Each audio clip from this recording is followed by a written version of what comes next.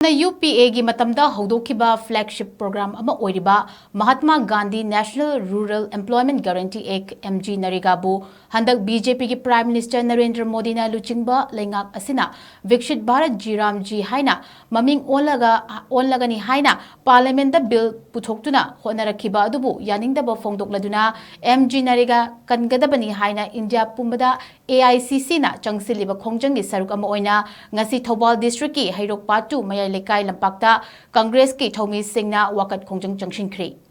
Manipur Pradesh Congress Committee na ngarang Manipur gi district kudimakta MGNREGA gi ek hongba yaroi khungangi lairaba miyamgi hak kangadabani haina khongjang changsinaba thasigi tarada laukthokibagi matung inna ngasi Heirok Block Mahila Congress Committee amasung Thoubal District Mahila Congress Committee anina punna sinduna MGNREGA Bachau Sangram gi khongjang adu changsinkhibani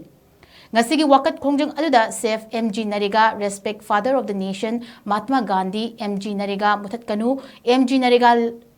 Legal Right Hands of MGNREGA We oppose renaming MGNREGA No amendment no renaming MGNREGA must stay haibina chingba placard sing season kibaga loinana kholau kayashu lauki ngasi changsinkhriba khongjang aduda saru yaraduna Manipur Pradesh Mahila Congress Committee ki President OIRIBI Mutum Sharma na FONGDOKHIBA chahi kayagi mamangdagi leibak asigi leita laira imung kayagi miyambu Constitution na piriba makhoigi hak sing adubu MGNREGA na fanghanduna lakibani adubu handak BJP na LUCHINGBA LEINGAK ASINA miyamgi hak sing adubu amadi hana chatnaramba kanglon kayabu thugaiduna MGNREGA bu thupchinanaba Parliament da bill PUTHOKTUNA VVG Ramji HAINA ek onanaba HOTNARAKHIBA asi yamna laibak thibani bill asigi mayokta laibak sinba thungna Congress Party na khongjang changshilaba asi ekhoi Congress Party gi ojanaba tongjananaba tawbanate masi laibak asi leita laira miyamgi tamaktani haiki Masida sunatana India gi paisada habliba laibak asigi Father of the Nation haina sakhangnariba Mahatma Gandhi gi photo bu sel yektagi lauthokani hainarakpa asi ekhoina yaba ngamloi masi ekhoina matang matam chana thinghounabagi damakta ngasigi asigumba Heirok Block Mahila Congress Committee amadi Thoubal District Mahila Congress Committee anina sinduna khongjang asi changshinbani haiki Ngasigi khongjang aduda district amasung Heirok Block Mahila Congress Committee ki thau purbe sing amadi thaumi kaya na saruk yaduna MGNREGA gi maming hongba amadi hanagi kanglon kaya hongdokna ba hotnarakpabu yaningdaba wafam sing fongdoknaki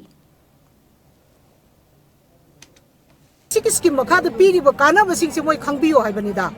adudi natre onthok ka onjinga moina tholaiba maming do panbobu ibu kaije khodi paninde yam seng na hairabda adigi hujik अकोई खुसुमन है मतम चाना पीरोय तौगदोरिबा थबक सि contractor सिंग सिनारानी है अदिगी state ना 40% अमा beer Taurani है को payment से सेंटर देगी अयाम बहाना तौरम म्याम तो पूरा टोटली चेंज सम लाप है तारे को सिगे अगेंस्ट ने बखोइना तौगैसे सिस्टम चेंज तौबा यारोय हाना लेरमिबा मागी नियम सिंग दुम कायदना दुम थंबियु मनरेगा की ममिंग ऑनथोकनी है तौरीबदो अदु ऑनथोकपा यारोय हाइदन एकोइसे महिला ने नेशन वाइड ओइना चंगजलपनी महिला कांग्रेस ना ngasi mafam sida koi Heirok Block Mahila Congress Committee amadi Thoubal District Mahila Congress Committee anina organize tawre hairaga hairiba niti niyom ase BJP na tawrakliba mong si against koi protest tawbani aduga aroibadu so muksu aijage punamakki kholaw se tabiu Congress Party ki kana banati koina masi hongba yaroi system hongba yaroi na haira ibase प्रजा सिंह पंचायत मरुएना पंचायत की area दा लेरिबा प्रजा सिंह से वाना लेजरिबा सिंह दु मियोय Singh दुगी दमक्तनेबा एकोइना ngasi लाउरिबा